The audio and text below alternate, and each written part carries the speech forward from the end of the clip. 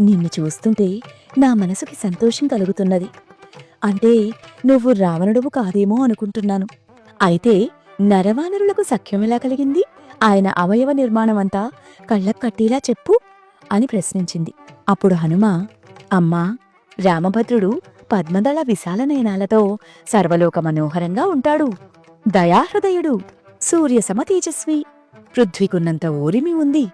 ముందు తన జీవన ధర్మాన్ని నిర్వహిస్తూ లోకధర్మ రక్షణ చేస్తాడు. విపులాంశుడు, దీర్ఘబాహుడు, శంఖకంఠుడు, అరుణారుణ నయనుడు. ఇక ఆయన తమ్ముడు సర్వవిధాలా ఆయన్నే పోలి ఉంటాడు. వారుభయులు నిన్ను వెతుకుతూ మా కిష్కింధలో సుగ్రీవుణ్ణి చేరారు. అన్నగారి భయంతో మా రాజు ఋష్యమూకంపై ప్రవాసంలో ఉన్నప్పుడు మేమంతా సుగ్రీవసేనలో ఉన్నాం. లక్ష్మణస్వామి మీ కథ చెప్పాడు. అనంతరం నిన్ను రావణుడు అపహరించుకు వెడుతుండగా నువ్వు విడిచిన నగల మూటను రాముని ముందుంచగా ఆయన వాటిని ఒడిలో ఉంచుకుని విలపించాడమ్మా. అందుకు సుగ్రీవుడు కూడా ప్రతినపూని ఉన్నాడు.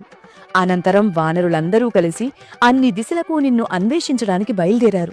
మా దళాధిపతి బాలిసుతుడు అంగదుడు. ఆయన నాయకత్వంలో మేము వింధ్య పర్వతం మీద ఎన్ని రోజులు గడిపామో. అప్పటికే సుగ్రీవుడు పెట్టిన గడువు దాటిపోయింది.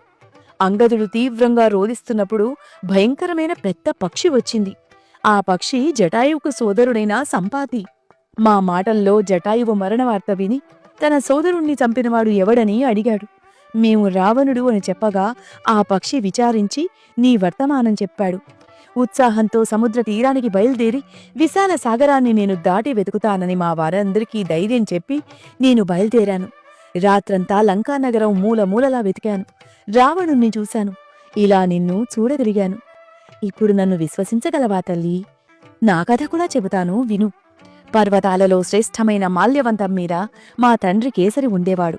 ఆయన దేవర్షుల ఆజ్ఞానుసారం సముద్ర తీరాన గోకర్ణం వద్ద శంబసాధనుడనే రాక్షసుణ్ణి కడితేర్చిన మహావీరుడు. ఆ కేసరి భార్యకు నేను వాయువు వలన కలిగాను. నన్ను హనుమంతుడంటారు అని వినయంగా, ఇదిగో రామముద్రిక, ఈ అంగుళీయకం చూసి నన్ను పూర్తిగా విశ్వసించు. విచారాన్ని విడిచి సంతోషంగా ఉండు అని ఉంగరం అందించాడు. ఆ ఉంగరాన్ని చూస్తూనే సీతాదేవి వదనం రాహువు నోటి నుండి వెలువడిన చంద్రబింబంలా మారింది.